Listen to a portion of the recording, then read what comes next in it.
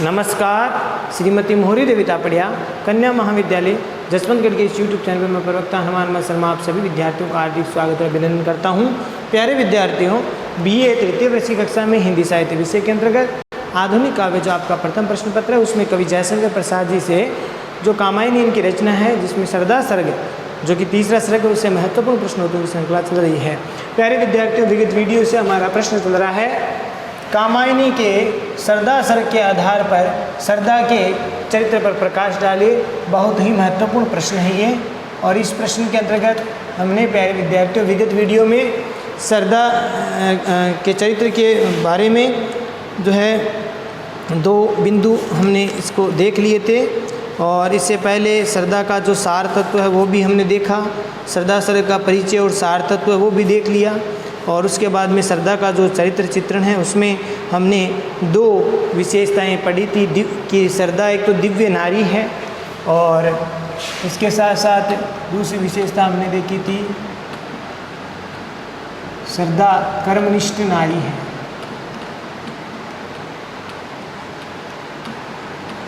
ठीक है, इनके बारे में चर्चा हमने विगत वीडियो में कर ली है। अब हम तीसरी विशेषता अब देखते हैं, आस्थामयी नारी। सरदा आस्थामयी नारी है, आस्था से युक्त है, और वो भी आस्था कैसी है? उदात्त आस्था है, उच्च कोटि की आस्था है।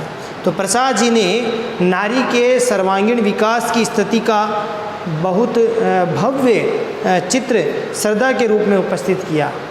सरदा जो पात्र है, जयशंकर प्रसाद जी की जो कामायनी रचना है, उसमें जो सरदा पात्र है वो उसमें प्रसाद जी ने नारी के जो सर्वांगीण विकास के लिए जो स्थिति है उसका भव्य चित्र सरदा के माध्यम से चित्रित किया है, उपस्थित किया है। देखो, सरदा एक और तो लज्जाशील नारी है, एक और जो नारी सुलभ जो लज्जा है वो भी सरदा में है। तो सरदा एक और लज्जाशील है, तो दूसरी ओर त्याग और समर्पण की भी मूर्ति है। सरदा में और क्या गुण है कि एक और तो वह लज्जाशील नारी है, तो दूसरी ओर वह एक समर्पण नारी भी है। समर्पण नारी और त्याग की मूर्ति हम कह सकते हैं, समर्पण और त्याग की मूर्ति है। उसके हृदय में दृढ़ विश्वास और अमिट स्नेह है, बहुत प्रेम है, स्नेह है, अनुराग है। तो वह एक कह सकते हैं कि हृदय में विश्वास रखने वाली, अर्थात उसके हृदय में दृढ़ विश्वास है और अमिट स्नेह है। साथ ही साथ और विशेषताओं के बारे में, इनके बारे में अगर आस्था में नारी के बारे में चर्चा करें तो वह हर तरफ से मनु और मानवता दोनों का कल्याण चाहने वाली है। सरदा हर तरफ से मनु का भी और मानवता का भी, दोनों का कल्याण चाहने वाली नारी है। तो यहाँ तक आपको समझ में आ गया होगा। और ईश्वरीय सृष्टि पर उसे पूर्ण आस्था है, इस भगवान की सृष्टि पर उसको पूरा विश्वास है, पूर्ण आस्था है। भगवान की बनाई हुई इस सृष्टि पर सरदा को पूर्ण विश्वास है, और इसी प्रकार से उसे मानव शक्ति पर भी पूरा विश्वास है कि मानव जो चाहे कर सकता है। तो मानव की शक्ति पर भी विश्वास है और ईश्वरीय शक्ति पर भी विश्वास है। और इसी तरह की जो उदात्त भावना, ये उच्च कोटि की भावना है आस्था की। तो इसमें प्रसाद जी ने एक जगह नारी को सरदा कह करके पुकारा है कि नारी तुम केवल सरदा हो। प्रसाद जी नारी के इस उदात्त आस्थावान स्वरूप का चित्रण करते हुए एक जगह लिखते हैं कि नारी तुम केवल सरदा हो।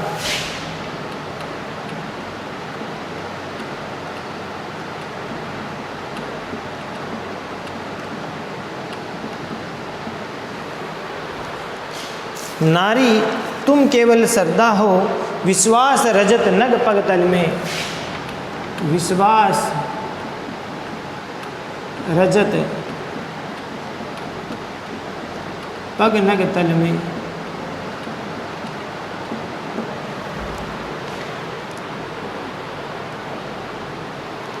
रजत नग पग तल में है, क्षमा करना यहाँ थोड़ी सी त्रुटि है। विश्वास रजत नग पग तल में।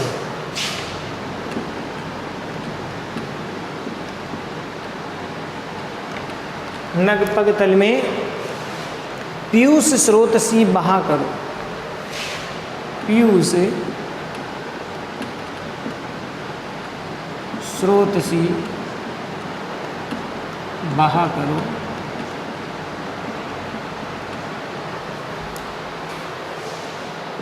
जीवन के सुंदर समतल, जीवन के सुंदर समतल में। तो इन पंक्तियों में जयशंकर प्रसाद जी नारी के उच्च या उदात्त आस्था पर व्यक्त करते हैं, विश्वास की बात करते हैं, उच्च आस्था की बात करते हैं। आगे देखिए प्यारे विद्यार्थियों की, श्रद्धा जब जल प्रलय के बाद में सारी सृष्टि विध्वंस हो जाती है और फिर से नई सृष्टि के निर्माण करने की इच्छुक है, जब सारी सृष्टि प्रलय के बाद में नष्ट हो जाती है तो श्रद्धा इस सृष्टि को पुनः विकसित करना चाहती है, नया निर्माण करना चाहती है और इसके लिए वह मनु के सामने पूर्ण समर्पित भी हो जाती है कि मैं तुम्हारा साथ दूंगी मानवता के विकास में। तो इस प्रकार से मनु के सामने वो समर्पित भाव से उपस्थित होती है। वह ये चाहती है कि मनु मानव सृष्टि का मूल रहस्य बन जाए। वह ये चाहती है कि मनु इस मानव सृष्टि का मूल रहस्य बन जाए, मनु से ही मानव का विकास हो जाए और विश्व मानवता का वो पोषण करे, मानव जाति का विकास हो, विश्व मानवता का पोषण हो, ये चाहती है श्रद्धा।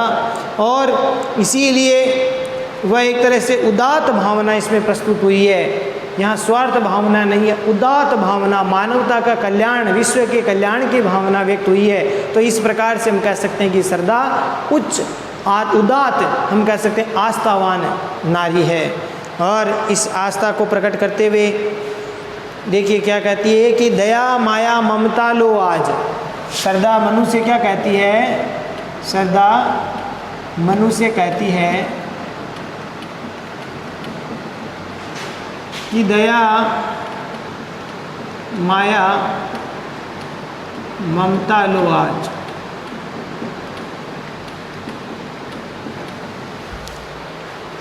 दया माया ममता लो आज,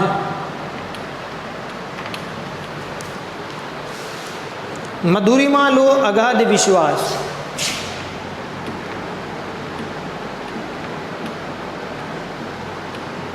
मधुरिमा लो अगाध विश्वास।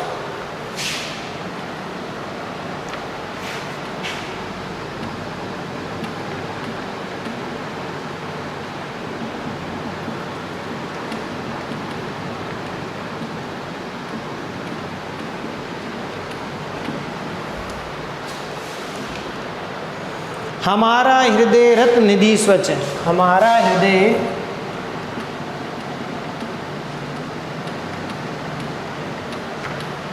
हमारा हृदय रत्न निधि स्वच्छ।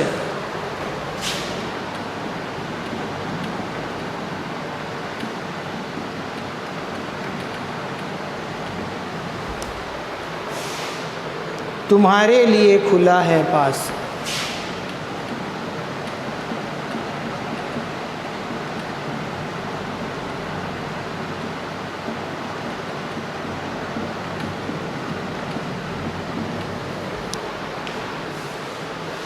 तो इन पंक्तियों में श्रद्धा की जो है उच्च विश्वास या आस्था का भाव प्रकट होता है कि दया माया ममता लो आज, तुम दया माया ममता इत्यादि जो श्रेष्ठ गुण हैं वो मुझसे लो। मधुरिमा लो अगाध विश्वास, मेरे से अगाध विश्वास, गहरा विश्वास लो। हमारा हृदय रत्न निधि स्वच्छ, मेरा जो हृदय है वो रत्न निधि यानी सागर के समान स्वच्छ है, इसीलिए वह तुम्हारे लिए पूर्ण रूप से समर्पित है, खुला है।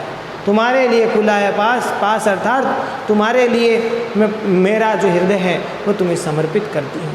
इस प्रकार से उच्च आस्थावान श्रद्धा का जो भाव है वो यहाँ पर प्रकट हुआ है। तो अब कह सकते हैं कि श्रद्धा उदात्त आस्थावान नारी है।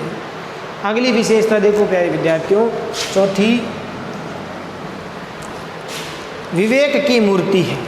श्रद्धा विवेकशील नारी है, विवेक की मूर्ति है। विवेक मन अच्छे बुरे की पहचान वाली बुद्धि है, उसको विवेक कहते हैं। तो श्रद्धा विचारशील है, लोक मंगल की समर्थक भी है, लोक मंगल चाहती है, लोगों का कल्याण चाहती है, लोक कल्याण चाहती है, मानवता का कल्याण चाहती है। तो एक तरह से श्रद्धा विचारशील नारी है और लोक मंगल की समर्थक नारी है, समर्थक है। और वह व्यक्तिगत जो सुख है जिसको हम वैयक्तिक सुख कहते हैं, उसकी अपेक्षा सामाजिक सुख, वैश्विक सुख या संपूर्ण मानवता का सुख वह चाहती है। व्यक्तिगत सुख की अपेक्षा यानी व्यष्टिगत सुख की अपेक्षा समष्टिगत सुख को अधिक महत्व देती है। अपना व्यक्ति का कोई सुख नहीं होना चाहिए, समस्त सृष्टि के लिए, समस्त विश्व के लिए जो सुख हो, समाज के लिए जो सुख हो, वह सुख अच्छा माना गया है। तो ऐसा विश्वास श्रद्धा में है। तो व्यक्तिगत सुख की अपेक्षा सामाजिक सुख को बहुत अधिक महत्व दिया गया है। व्यष्टि सुख की अपेक्षा समष्टि सुख को अधिक महत्व देती है। जब मनु दंभ और अहंकार के कारण श्रद्धा की बात पर विश्वास नहीं करता है, क्योंकि मनु पुरुष है, दंभ और अहंकारी है, तो मनु दंभ और अहंकार के कारण श्रद्धा की बातों पर विश्वास नहीं करता है, वह उसकी बात को नहीं मानता है। इससे मनु एक तरह से वासना के जाल में फंस जाता है, और मनु वासना के जाल में फंस जाता है तो श्रद्धा अपनी विवेकशीलता के कारण, विवेकशीलता से उसको सन्मार्ग पर चलने की प्रेरणा देती है। जब मनु वासना के जाल में फंस जाता है और दंभ और अहंकार के कारण श्रद्धा की बात नहीं मानता, तब श्रद्धा बड़ी प्रेरणादायक बातें करती है, अर्थात विवेकशीलता के साथ उसको सन्मार्ग पर, अच्छे मार्ग पर लाने का प्रयास करती है। तो वह मनु से कहती है, क्या कहती है कि ये एकांत, श्रद्धा मनु से कहती है कि ये एकांत स्वार्थ भीषण है।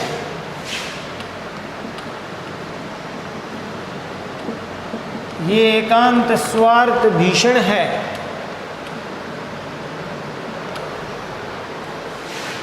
अपना नाश करेगा, अपना नाश करेगा। कि जब मनु एकांकी जीवन जी रहा है तो श्रद्धा को ऐसा लग रहा है कि ऐसे एकांत जीवन जी करके इनका कल्याण नहीं होने वाला है, मनु अपना कल्याण नहीं कर सकता। तो वो कहती है कि ये एकांत स्वार्थ भीषण है। ये इस प्रकार से एकांत में रह करके रहना, ये एक तरह से स्वार्थ की भावना है और वह बड़ा भयानक है। ये इससे क्या होगा, इस स्वार्थी एकांत से तुम अपना ही नाश कर लोगे। एक पंक्ति और है यहाँ कि औरों को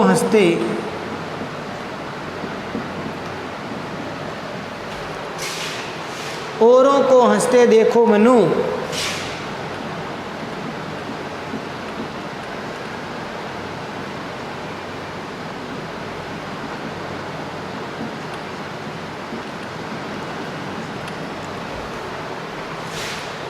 हंसो और सुख पाओ, हंसो और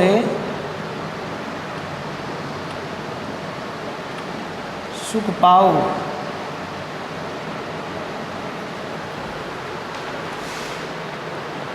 अपने सुख को विस्तृत कर लो, अपने सुख को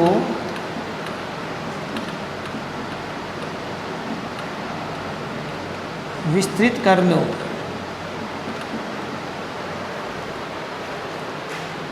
सबको सुखी बनाओ।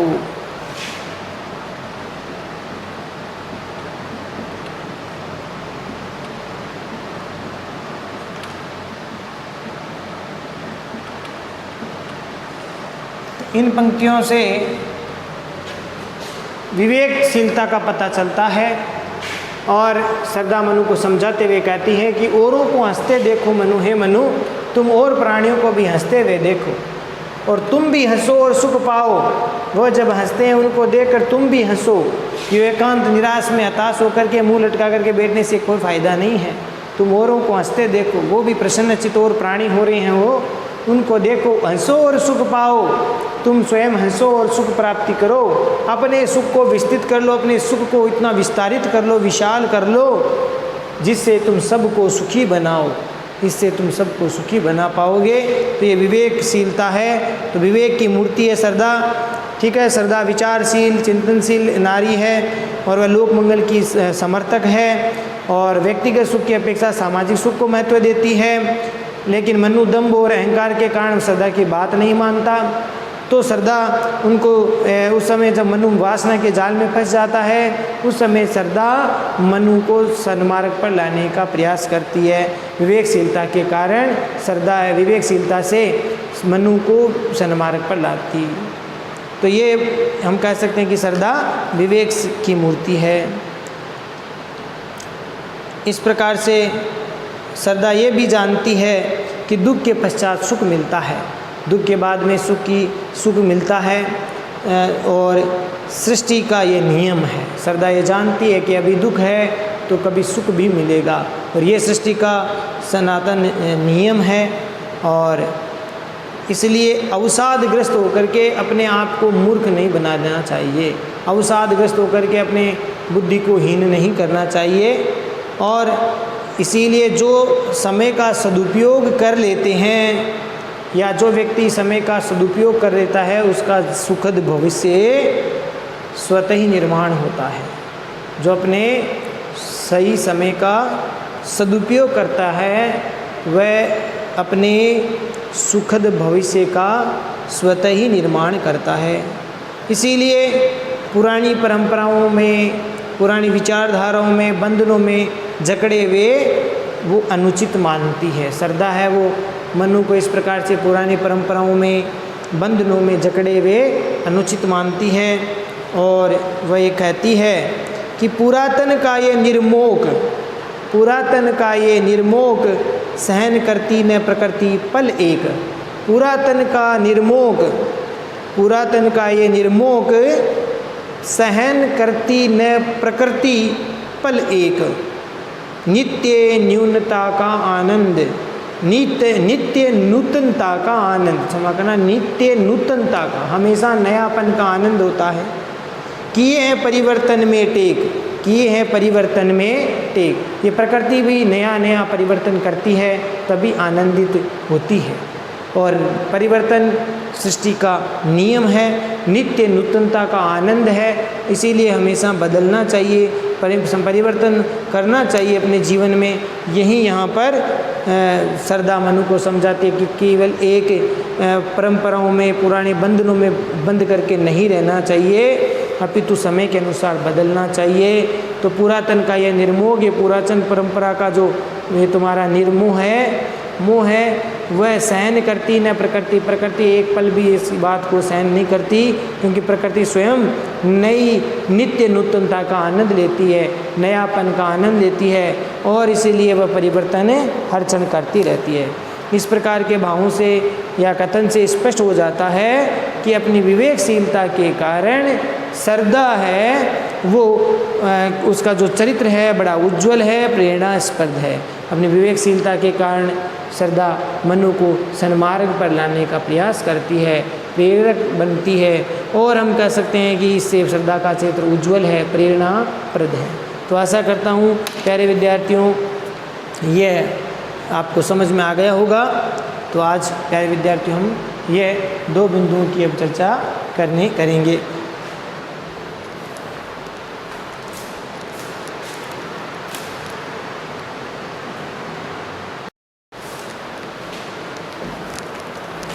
तो प्यारे विद्यार्थियों आज के लिए बस इतना ही।